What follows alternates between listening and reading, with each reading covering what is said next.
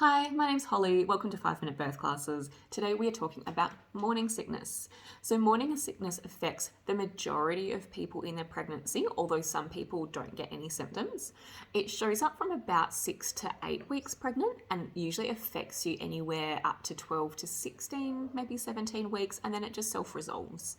For some unlucky people, they are affected for most or all of the pregnancy.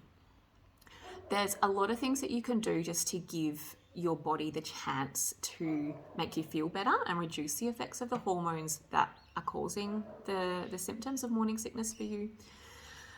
So starting with rest. Sleep and rest is so important for your body to function well. If you're not sleeping particularly well, then this is something to address. Being hydrated is also really, really important. If your body is not hydrated, it cannot work effectively. It can be really difficult sometimes to tolerate plain water in pregnancy. So this is where you look at adding in cordial, fruit juice, hydrolyte tablets are really good, or sipping on lemonade or ginger ale or something throughout the day.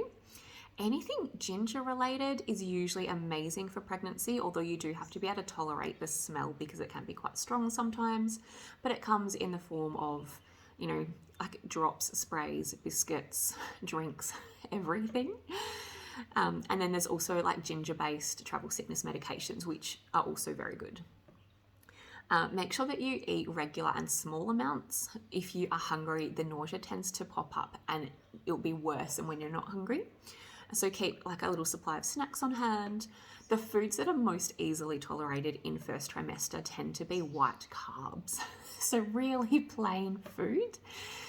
And it just seems to settle your stomach. If you can, obviously, like eat the rainbow, your veggies, your fruit, some protein. But for some people, they're just surviving on crackers and mashed potato for the first trimester, and that's okay. Medications can also make you quite nauseous, especially if it's like a multivitamin or an iron tablet or something that's a lot for your body to process, especially first thing in the morning. If you find that your nausea settles through the day, you might just have to change the time that you take any medication or chat to your healthcare professional about what is necessary for you to try and get down in your first trimester. Also, be aware of your triggers. So for a lot of us in pregnancy, strong smelling or tasting foods can be quite triggering. So this is where like spicy, strong smelling, like really rich foods or fatty foods can just be too much and will not be tolerated. And then also caffeine can sometimes be something that triggers people. So if you are used to drinking tea or coffee, just consider switching to something decaf if that's the trigger for you.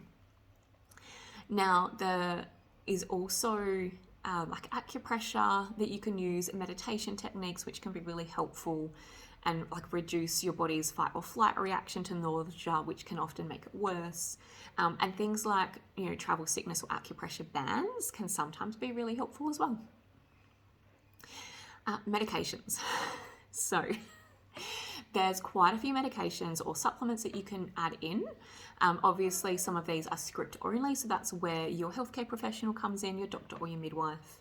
To start off with, vitamin B6 is actually really great to reduce nausea in pregnancy. So this would just be a once-a-day medication. You can take it simply as a B6 supplement or as a vitamin B complex. We have B6 plus other vitamin Bs.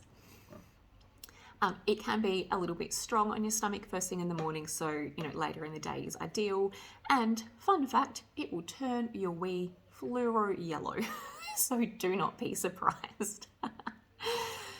The next one is something that you can get over the counter at a pharmacy called Restavit, also called doxylamine. It is a sedative, so you do have to be aware of that and make sure you are safe to take it or to do other things in your life. You start off by taking 1 tablet at night, and then if you need to, as your tolerance increases, you add in half a dose morning and lunchtime. The next over-the-counter medication is Phenergan. So Phenergan is extremely sedating for most people, so only at nighttime, and make sure you are safe when you use it. The first prescription medication is something called Maxalon. You can only use this for up to 5 days. And then the next medication is Stemetil, which you can use, but do talk to your healthcare professional. And then the last one is something called ondansetron, which generally works quite well, but tends to have a few more side effects. So definitely something to consider talking to your healthcare professional about. See ya.